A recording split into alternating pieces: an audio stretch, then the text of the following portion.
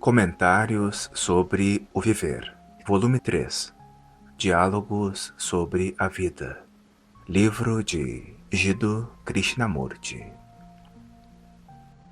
Atividades fragmentárias e ação total. 2 corvos estavam empenhados em luta, e o caso era sério. Debatiam-se pelo chão, as asas trançadas, golpeando-se mutuamente com seus bicos pretos e afiados. Alguns de seus companheiros crocitavam para eles, de cima de uma árvore próxima, e, de repente, ali se acharam todos os corvos da vizinhança, fazendo um barulho tremendo e procurando pôr fim à luta. Devia haver dúzias deles, mas, apesar de seus crocitos ansiosos e zangados, a briga continuava.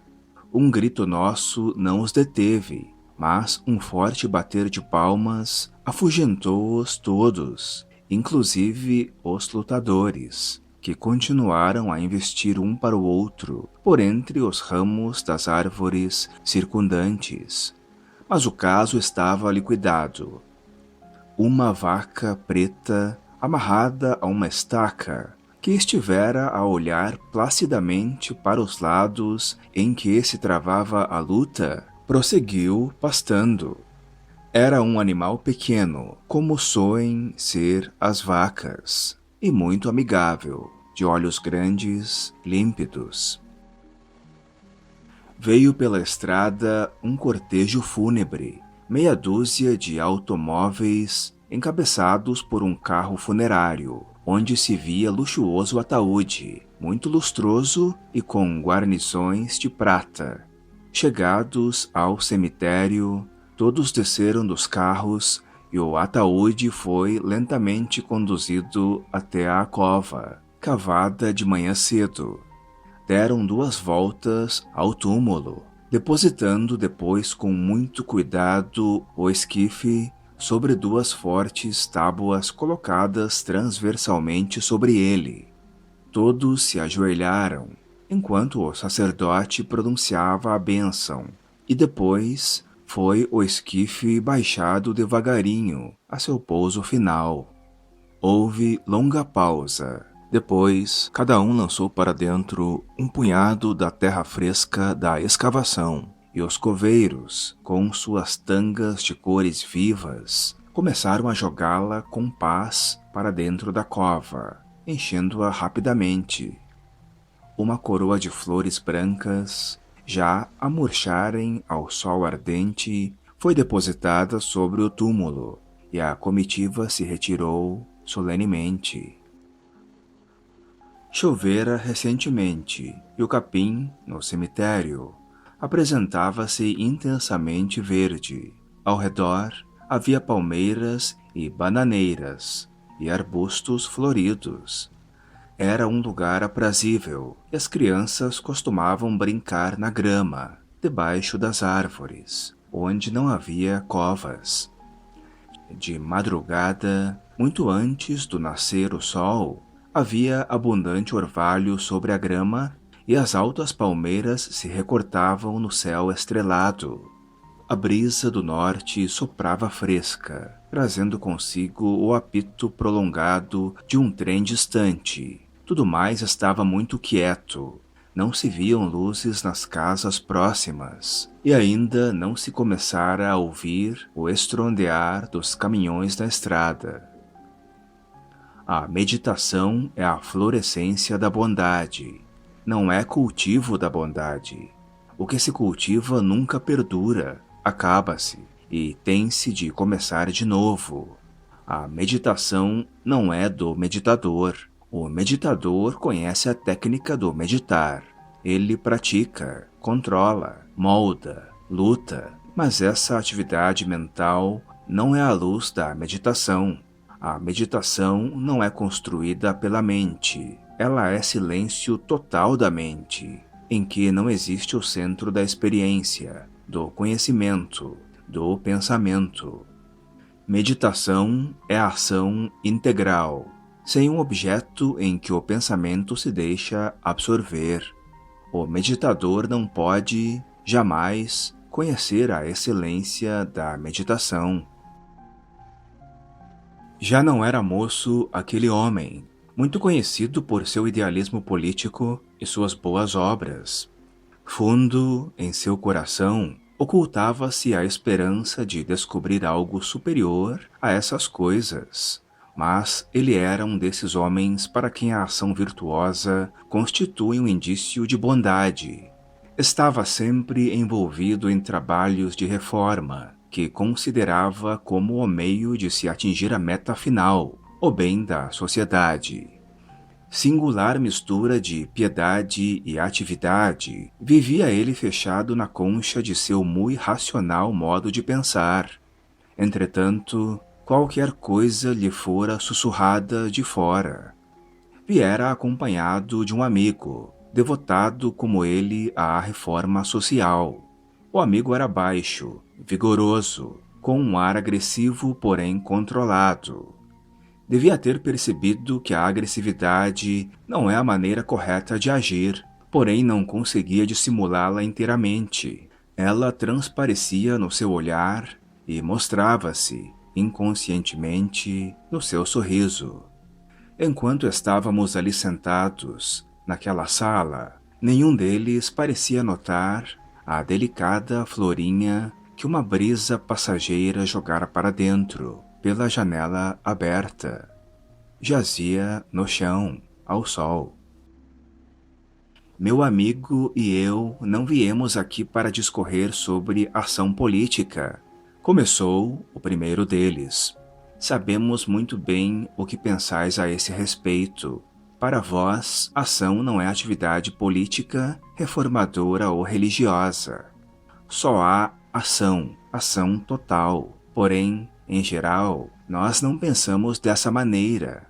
Pensamos em compartimentos, às vezes impermeáveis, outras vezes flexíveis, elásticos. Mas nossa ação é sempre fragmentária. Simplesmente não sabemos o que é a ação total. Só conhecemos as atividades da parte e esperamos, pela junção das partes, construir o todo. É possível construir o todo pelo ajuntamento das partes, a não ser em coisas mecânicas. Para estas, há um plano, o desenho, que ajudará a juntar as partes. Tendes desenho semelhante, com a ajuda do qual produzireis a perfeição social? Temos, respondeu o amigo. Já sabeis, então, qual será o futuro do homem? Não temos tal presunção, mas desejamos que sejam efetuadas certas reformas a que ninguém poderá objetar. Positivamente, qualquer reforma será sempre fragmentária. Estar ativo, executando boas obras, sem compreensão da ação total, equivale, no fim, a praticar más obras, não achais? Que é a ação total? Ela certamente não é a coordenação de várias atividades separadas. Para se compreender a ação total, a atividade fragmentária tem de cessar. Não é possível correr os olhos por toda a amplidão do firmamento, passando-se de uma janelinha para outra. Temos de abandonar todas as janelas, não achais? Isso parece finamente intelectual, mas, ao ver os que padecem fome, os indigentes, um homem se revolta e deseja fazer alguma coisa.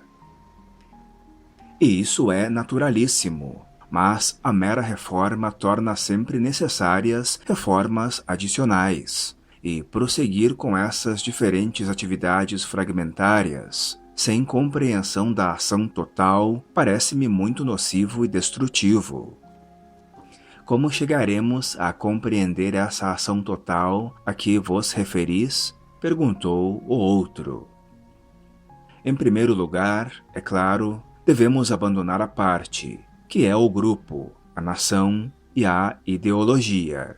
Aferrados a essas coisas, esperamos ser capazes de compreender o todo, sendo isso uma impossibilidade. É a mesma coisa que um homem ambicioso querer amar. Para se alcançar o amor, tem de desaparecer o desejo de êxito, de poder e posição. Não se pode ter as duas coisas ao mesmo tempo. De modo idêntico, a mente, cujo pensar é necessariamente fragmentário, é incapaz de descobrir essa ação total. Como descobri-la? Então, indagou o amigo. Não há fórmula para esse descobrimento. O sentimento de ser integral, completo, difere sobremodo da descrição intelectual desse estado. Não sentimos esse ser total, mas esperamos que, juntando os fragmentos, teremos o todo. Senhor, se permitis perguntar, por que fazeis o que quer que seja? Sinto e penso, e daí deflui a ação. Isso não leva à contradição em vossas diferentes atividades? Frequentemente isso acontece, mas pode-se evitar essa contradição se nos atemos a uma clara norma de ação. Por outras palavras, excluís todas as atividades que não tenham relação com aquela que escolhestes. Mais cedo ou mais tarde, isso não criará confusão? Talvez, mas que fazer? Perguntou um pouco agastado. Esta é apenas uma pergunta verbal, ou estáis começando a sentir que o ater-se a um padrão de ação escolhido é limitativo e danoso? É porque não sentis a necessidade de ação total que andais às voltas com atividades contraditórias. Mas, para sentirdes a necessidade de ação total, deveis investigar profundamente em vós mesmo. Não há investigação sem humildade. Para aprender, necessita-se de humildade, mas vós já sabeis. E como pode um homem que sabe ser humilde? Quando há humildade, não se pode ser reformador ou político. Então, nada podemos fazer e seremos reduzidos à escravidão por aqueles da extrema esquerda, cuja ideologia promete um paraíso sobre a terra. Eles se tornarão poderosos e nos liquidarão, mas tal eventualidade pode positivamente ser evitada pela legislação inteligente e pela reforma e pela gradual socialização da indústria. É o que visamos. Mas, e quanto à humildade? Perguntou o primeiro. Percebo sua importância, mas como alcançá-la? Não será, por certo, por meio de um método. Praticar humildade é cultivar o orgulho. Um método implica êxito, e êxito é arrogância. A dificuldade é que a maioria de nós deseja ser alguém, e essa atividade reformadora parcial oferece-nos uma oportunidade de satisfazermos esse anelo. A revolução econômica ou política é também parcial, fragmentária, e leva a mais tirania e mais sofrimentos, como recentemente se viu. Só há uma revolução total, a revolução religiosa, que nenhuma relação tem com a religião organizada, outra forma de tirania.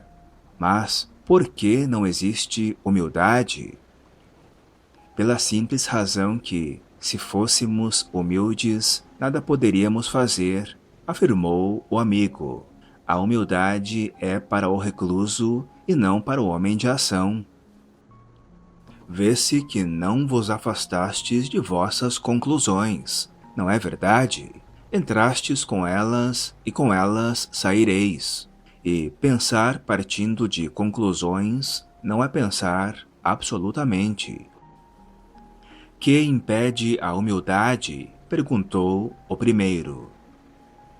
O medo de dizer não sei, medo de não ser um líder, de não ser importante, medo de não tomar parte no espetáculo, seja um espetáculo tradicional, seja a mais nova ideologia.